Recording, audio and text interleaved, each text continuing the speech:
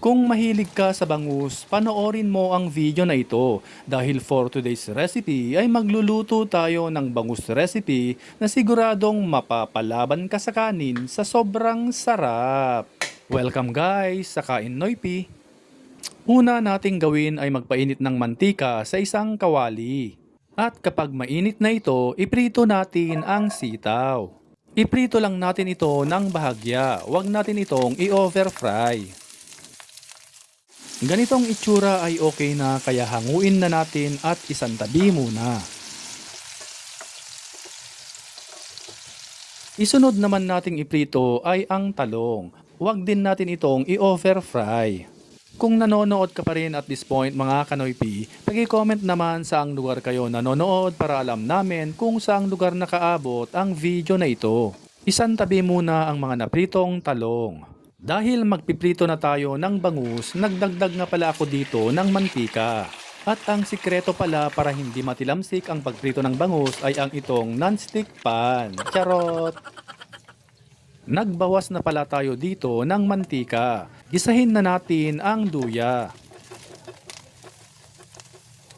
Igisa na rin natin ang sibuyas.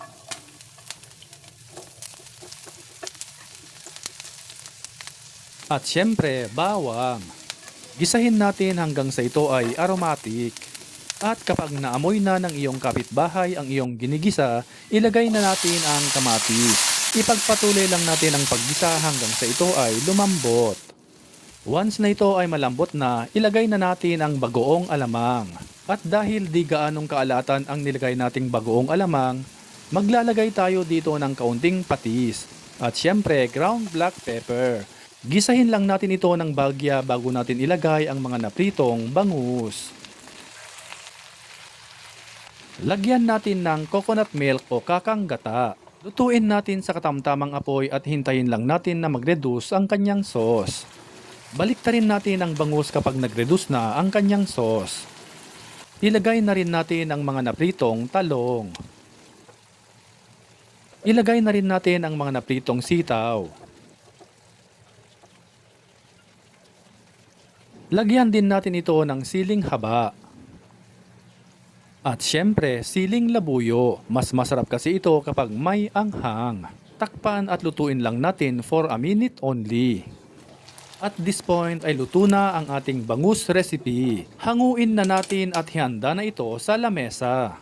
Ihanda na rin ang maraming kanin dahil talagang mapapalaban ka nito sa sobrang sarap. Huwag lang puro sigang o prito o paksiw ang gawin nyo sa bangus mga kanoypi. Gawin nyo rin ito sometimes. Napaka-solid ang lasa at talaga namang mapapakanin ka talaga nito kapag ganito kasarap ang ulam mo. Kung natakam kayo for today's video mga kanoypi, itag at ishare nyo na ito sa mga friends at family ninyo para masubukan din nila ito. Sa lahat ng ating avid followers and viewers worldwide, maraming salamat po sa walang sawang pagsuporta at panonood.